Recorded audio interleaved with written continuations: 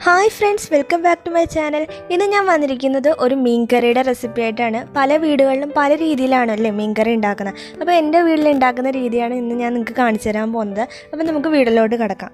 ആദ്യം തന്നെ മീൻകറി ഉണ്ടാക്കാൻ വേണ്ടിയിട്ട് കുറച്ച് മസാല റോസ്റ്റ് ചെയ്തെടുക്കണം. അതിന് വേണ്ടിയിട്ട് 1.5 ടേബിൾ സ്പൂൺ മുളക് പൊടി ആഡ് ചെയ്യാം.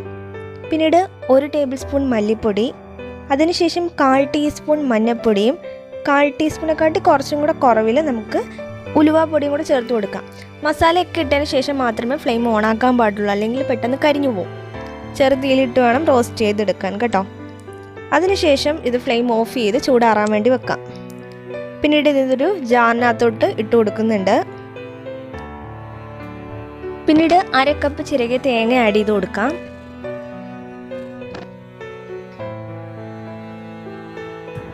അതിനുശേഷം അരിഞ്ഞു വെച്ചിരിക്കുന്ന 4-5 കൊച്ചുള്ളി നമുക്ക് ചേർത്ത് കൊടുക്കാം. ലാസ്റ്റായിട്ട് കുറച്ച് വെള്ളം കൂടെ ആഡ് ചെയ്ത് കൊടുക്കാം. ഇതിപ്പോൾ ഞാൻ മസാല റോസ്റ്റ് ചെയ്ത പാനിനകത്ത് തന്നെ കുറച്ച് വെള്ളം ചുറ്റിച്ചിട്ട് ഒഴിച്ചു കൊടുക്കുകയാണ്. ഇപ്പോൾ നന്നായിട്ട് പേസ്റ്റ് എന്ന രീതിയിൽ അരച്ചെടുക്കാം. കണ്ടില്ലേ, നല്ല പേസ്റ്റ് രീതിയിൽ അരഞ്ഞിട്ടിട്ടുണ്ട്. ഇപ്പോൾ നമുക്ക് മീൻകറി ഉണ്ടാക്കുന്ന ചട്ടിയിലോട്ട് ഇട്ട് കൊടുക്കാം.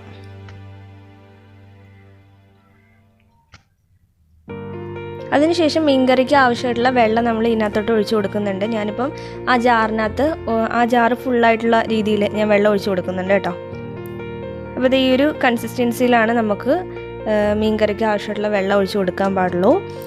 അതിനുശേഷം അതിന് കുറച്ച് ഇൻഗ്രീഡിയൻസ് വേണം ഇട്ട് കൊടുക്കണം. അതിന് വേണ്ടിയിട്ട് 5-6 കുടംപുളി എടുത്ത് വെച്ചിട്ടുണ്ട്, അത് ചേർത്ത് കൊടുക്കുന്നുണ്ട്.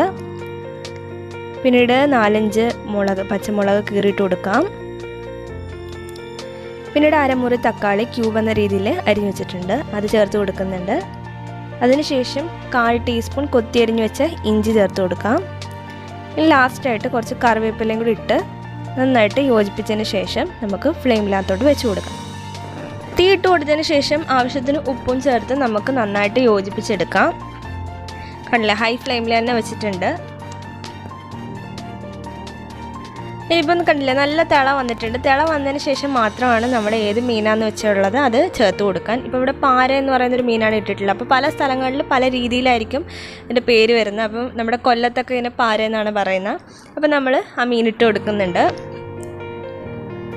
ഇനിയിപ്പോൾ മീനൊന്ന് വെന്ത് കിട്ടാൻ വേണ്ടിയിട്ട് നമുക്കൊന്ന് അടച്ച് വെച്ച് വേവിക്കാൻ. മീനൊക്കെ പെട്ടെന്ന് വെന്ത് കിട്ടും, ഒരുപാട് വേവൊന്നും ഇല്ലല്ലോ. അപ്പോൾ നമുക്ക് പെട്ടെന്ന് തന്നെ വെന്ത് കിട്ടും.